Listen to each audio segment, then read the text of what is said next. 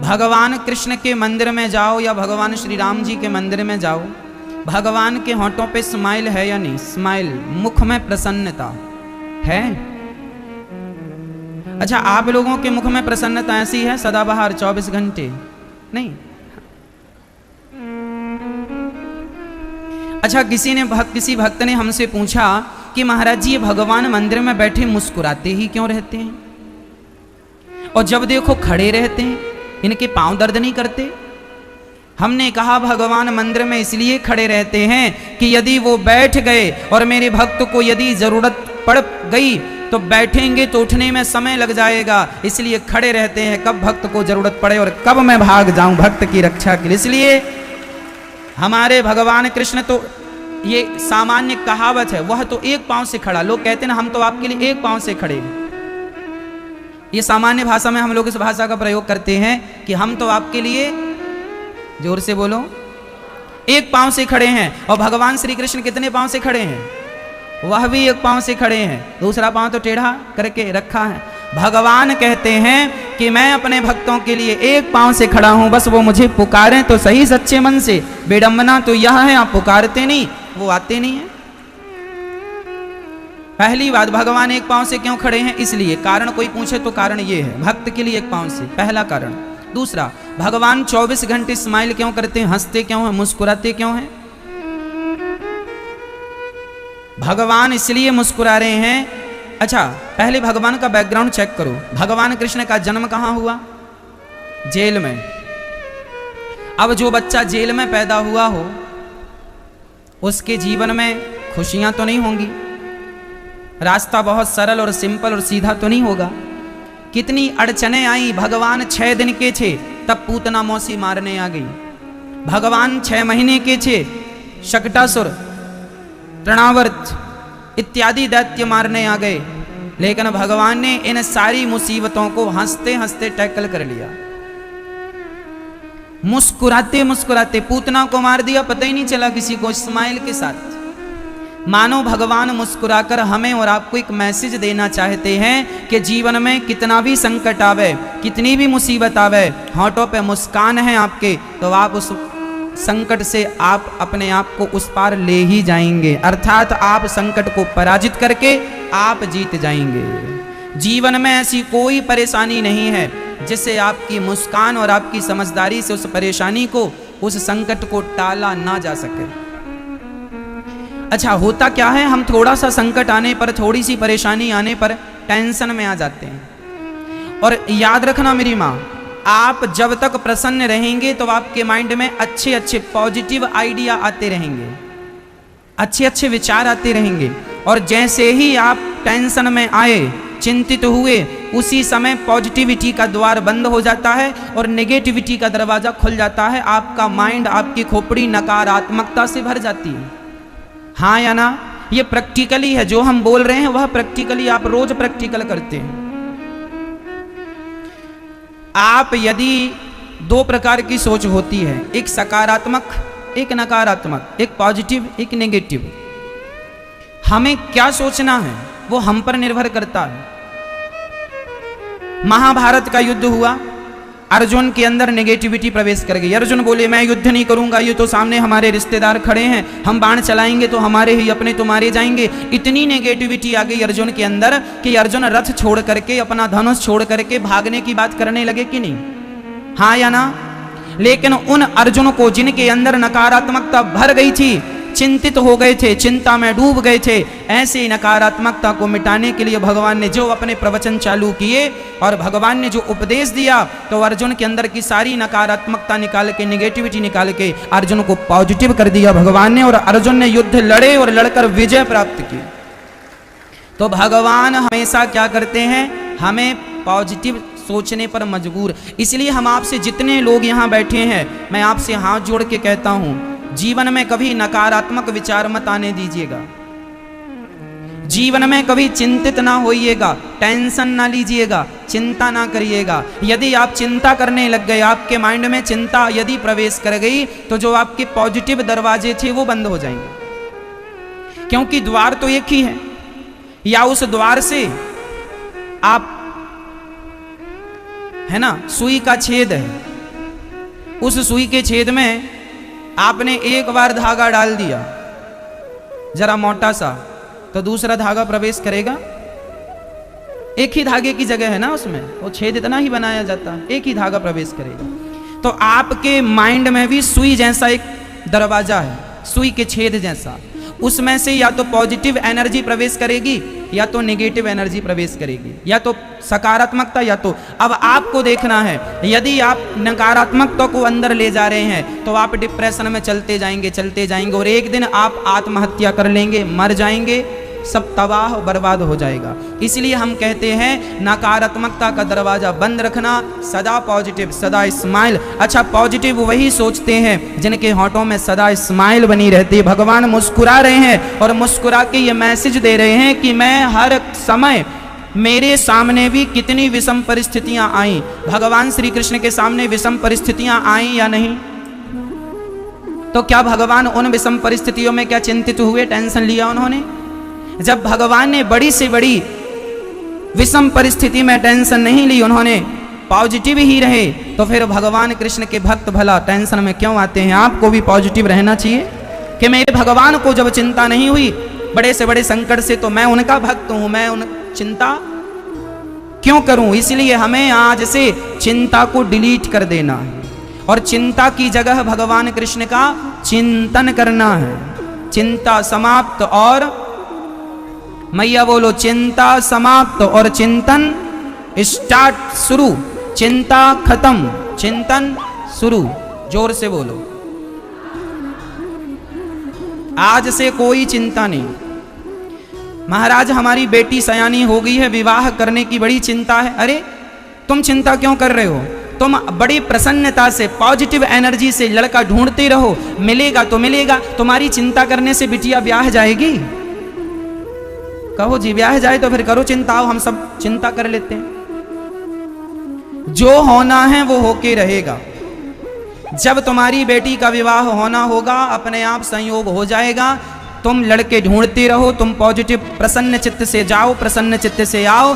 भगवान की मर्जी के बिना पत्ता नहीं हिलता, तुम इंतजार करो। कहते हैं समय के पहले और भाग्य से ज्यादा ना किसी को कभी मिला था, ना मिला है, ना कभी मिलेगा। इसलिए ईश्वर पर विश्वास करना सीखो, तुम मेहनत करो। भगवान कृष्ण कहते हैं, अर्जुन तू बाण चला, युद्ध तू जीतेगा कि नहीं ये हम बाद में डिसाइड करेंगे, पहले तू कर्म तो कर। अच्छा, अर्जुन पहले ही ये सोच के बैठ जाए मैं युद्ध जीत जाऊंगा। अब युद्ध तो जीतना ही है तो युद्ध करें क्यों? चलो कन्हैया घर में चलते हैं, बढ़िया हलवा पूड़ी खाते हैं, हम तो जीत ही जाएंगे क्योंकि आप हैं। तो क्या युद्ध का परिणाम पता चल जाने पर भी क्या बिना लड़े युद्ध जीता जा सकता है? मेरी माँ सिखाओ अपने बच्चों को कि बिना कर्म किए आपको सफलताएं नहीं मिलेंगी। कर्म तो करना है लेकिन परिणाम ईश्वर देंगे। तुम अपना कर्म ईमानदारी से मन लगा के करो, अच्छा कर्म होगा। ईमानदारी से कर्म करोगे तो परिणाम भी अच्छा ही आएगा। बच्चा अच्छे से लिखेगा, 100% लिखेगा तो पास होगा, अच्छे नंबर लाएगा। अब अच्छे लिखे ना, अच्छे से पढ़े ना, और कोई कहे कि तेरे हाथ में रेखा कह रही है तो इस साल पास हो जाएगा। अब तो गुरुजी ने कहा पास हो जाऊंगा तो एग्जाम देने की क्या जरूरत है, अब मैं एग्जाम देने नहीं जाता, गुरुजी ने कहा पास हो जाऊंगा, तो क्या ऐसे से पास हो जाएगा? भाई तेरा अच्छा कर्म ही तेरा अच्छा भविष्य है, हाँ या ना? हमारा अच्छा कर्म ही हमारा अच्छा भविष्य है और हमारा बुरा कर्म ही हमारा बुरा।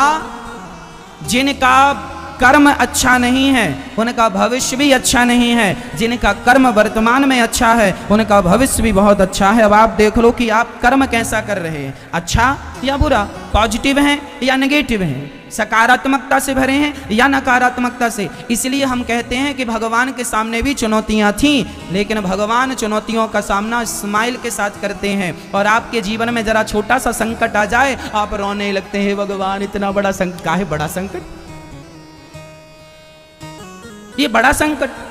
अच्छा बताओ भटिंडा में सबसे दुखी कौन है?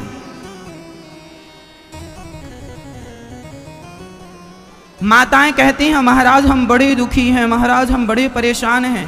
तो बताओ जितना परेशान माता सीता थी, राम जी जब उन्हें वनवास की ओर भेज दिए, जंगल की लकड़ियां काटकर माता सीता ने चूल्हा जलाकर अपने पुत्र लव और कुश का पालन किया। क्या जितना संघर्ष माता सीता ने अपने जीवन में किया, क्या उतना संघर्ष भटिंडा की कोई एक महिला भी आज कर रही है? हाँ या ना में जवाब दो। मैया, भगवान ना करे आपके जीवन में दुख हो, लेकिन यदि आप में से किसी के जीवन में दुख है तो वह दुख उतना दुख नहीं है जितना दुख माता सीता की झोली में था। आपके पास दुख होगा केवल 5%, केवल 10%, पर माता सीता का दुख तो 100 की 100% दुख था। पति ने भी साथ छोड़ दिया। जंगल में, उस जंगल में जहां पर बड़े बड़े हिंसक जानवर रहते थे, जहां रोटी का कोई पता नहीं रोटी मिलेगी भी कि नहीं, और वो भी गर्भावस्था में, जहां गर्भावस्था में एक स्त्री को अपने पति की सबसे ज्यादा जरूरत होती है, जहां उसे खाने की जरूरत होती है, अच्छे बिस्तर बिछौने की जरूरत होती है, हर चीज अच्छा होना चाहिए गर्भवती नारी के सामने। लेकिन गर्भावस्था में माता सीता ने कुल्हाड़ी उठाई और जंगल से लकड़ियां काटना शुरू कर दिया। क्या इतना संघर्ष आप में से किसी नारी के जीवन में है? क्या इतना दुख आप में से किसी नारी के जीवन में है? माता सीता के दुख के बराबर तो आपका दुख हो ही नहीं सकता। इसलिए कहता हूं कि आप दुनिया की सबसे सुखी महिला हो, फिर भी रो तो इसमें विधाता कुछ नहीं कर सकता। इसलिए सदा पॉजिटिव रहना चाहिए। हम बहुत सुखी हैं। आप यदि दुखी हैं तो उस दुख को भी भगवान का प्रसाद समझ के पॉजिटिव रहो, प्रसन्न रहो। तुम्हारे रोने से यदि तुम्हारा दुख समाप्त हो जाए तो आओ हम सब मिलकर रोते हैं। क्या हमारे रोने से हमारा दुख कम हो जाएगा? माना कि आप दुखी हैं, माना कि दुखी हैं, तो क्या आपके रोने से आपका दुख चला जाएगा? मेरी मां, रोना समस्या का समाधान नहीं है। कोई पुरुष दुखी है तो रोना उस समस्या का समाधान नहीं है। समाधान क्या है? समाधान यह है कि आप उस दुख का डट करके सामना करें, वह भी प्रसन्न चित्त से। माता सीता लकड़ियां काटती हैं कुल्हाड़ी से, लेकिन रोते रोते नहीं। देखो मेरी माँ, ये जिंदगी तो हमें गुजारनी पड़ेगी। एक आदमी को यहां से अमृतसर जाना था, भटिंडा से अमृतसर जाना था, और वो भी पैदल जाना है। उसे सजा दी गई किसी राजा के द्वारा कि तुझे यहां से अमृतसर जाना है और गुरुद्वारे में माथा टेक के आना है, और वो भी पैदल। ये तेरी सजा है, जा। जब तू गुरुद्वारे में माथा टेक के आएगा तो तेरी सजा हम माफ कर देंगे। जा, पैदल जाना है। अब ध्यान से सुनना, यहां से अमृतसर किसी को जाना है, वो भी पैदल। अब चाहे तो वो आदमी रोता हुआ जाए, चाहे तो हंसता हुआ जाए। आपको क्या लगता है, रोता हुआ जाएगा तो उसका रास्ता कम हो जाएगा क्या? और हंसता हुआ जाएगा तो कम या ज्यादा हो जाएगा?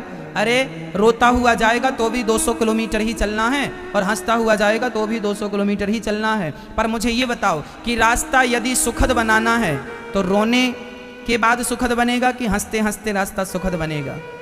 मेरी माँ, जिंदगी की यात्राएं हम सबको पूरी करनी ही है। हम सबको मनुष्य शरीर मिला है तो हमें ये यात्रा पूरी करनी ही है। अब आप चाहे जिंदगी की यात्रा हंसकर पूरी कर लो या रोकर पूरी कर लो, मर्जी आपकी। इसलिए इस जिंदगी के इस रास्ते में हमें और आपको चलना तो है, लेकिन रोते रोते नहीं।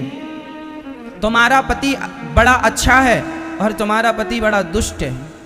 किसी का बेटा बहुत अच्छा है, किसी का बेटा बहुत दुष्ट है। किसी की बहू बहुत अच्छी है, किसी की बहू बहुत दुष्ट है। मेरी माँ, अब रिश्ते निभाना तो पड़ेंगे। बहू है, बेटा है, नाती है, सब हैं, अच्छे हैं या दुष्ट हैं, बुरे हैं या अच्छे हैं, जैसे हैं रिश्ते निभाने तो पड़ेंगे। अब हंसकर निभा लो या रोकर निभा लो, मर्जी आपकी है। इसलिए क्यों रोकर निभाए जाएं, हंसकर निभाए जाएं। इसलिए भगवान मंदिर में बैठ के 24 घंटे हंसते हैं। आज से आप कसम खाइए कि आप हमेशा मुस्कुराते रहेंगे।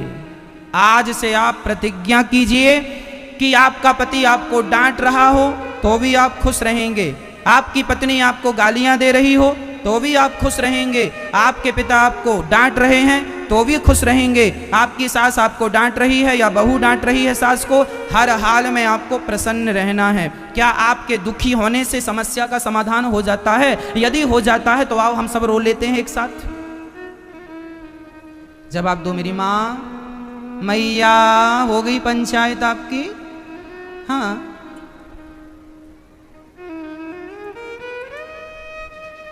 तो आज से हमें कैसे रहना है मेरी माँ? बोलो, प्रसन्न, खुश, हंसते रहो। सास गाली दे रही है तो सास की तरफ देख कर घी घी घी घी घी घी, जोर से ना बोलना, बुरा मान जाएगी। थोड़ा अंदर अंदर बोलते रहना, घी घी घी घी घी घी घी घी। और अपने कमरे में चले जाओ, आज इसका दिमाग खराब है, ठीक हो जाएगा, कल बात कर लेंगे।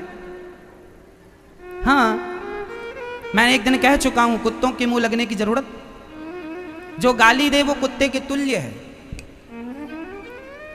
कई लोगों के ऊपर ना कुछ देवी देवता आ जाते हैं, इनके ऊपर महाकाली आ गई, भद्रकाली आ गई। जब कोई ज्यादा गुस्सा में हो करे, समझ लियो इसके अंदर कुत्ता सवार हो गया। कुत्ता, आज कुत्ता देव आए हैं इसके अंदर। चुप रहो, कहां कुत्तों के मुंह लगते हो। इनके चक्कर में हम अपनी स्माइल क्यों बिगाड़ें। आपको गाली देना है ना हमें, आप गाली दो और जाओ। आपकी गाली का हम पे कोई असर नहीं होना चाहिए, यही हमारी समझदारी है। यदि आपकी गाली ने हम पर प्रभाव डाल दिया तो फिर हम काहे के समझदार, फिर तो हम भी मूर्ख हैं। आपके मोबाइल में फेसबुक चलती है, आप फेसबुक चलाते हैं और किसी ने आपको फ्रेंड रिक्वेस्ट भेजी, तो आपके पास दो ऑप्शन होते हैं, या तो फ्रेंड रिक्वेस्ट को एक्सेप्ट कर लीजिए या तो कैंसिल कर दीजिए। ऑप्शन होता है हाँ या ना, हाँ या ना होता है। आपको किसी व्यक्ति को फ्रेंड बनाना है तो उसकी फ्रेंड रिक्वेस्ट को एक्सेप्ट कर लीजिए, नहीं बनाना तो कैंसिल कर दीजिए। आपको किसी ने गाली दी, यदि गालियां अच्छी लग रही हैं तो एक्सेप्ट कर लो, यदि गाली समझ में नहीं आ रही है कि ये फालतू बोल रहा है तो आप कैंसिल कर दीजिए ना, आप चले जाइए ना। क्यों सुन रहे हैं आप, वहां खड़े क्यों हैं? आपको मजा आ रहा है गालियां सुन के? आपका पति आज गालियां देने के मूड में है और आप खड़ी हो वहां पे सुन रही हो। जाओ अपने कमरे में काम, किचन में काम करने लग जाओ, जाओ कुछ काम करने, कुछ में व्यस्त हो जाओ। इसका मूड ऑफ है, जब ठीक होगा बात कर लेना। आपको बड़ा मजा आता, हमें गालियां दे रहे हैं, हाँ सुनो, तुमने हमें बेवकूफ कहा, तुम्हारा बाप बेवकूफ, तुम बेवकूफ, तुम्हारी माँ बेवकूफ। लो, इससे क्या होगा?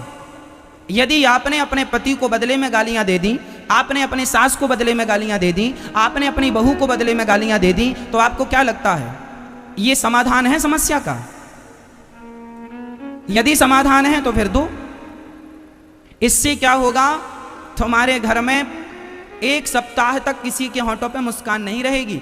सब एक दूसरे से देख के ना मुंह फेरते रहेंगे। सास यहाँ जा रही है, ससुर यहाँ जा रहा, बहू यहाँ जा रही है, पति यहाँ जा रहा। घर का हंसता खेलता माहौल क्यों बिगाड़ रहे हो मेरी माँ?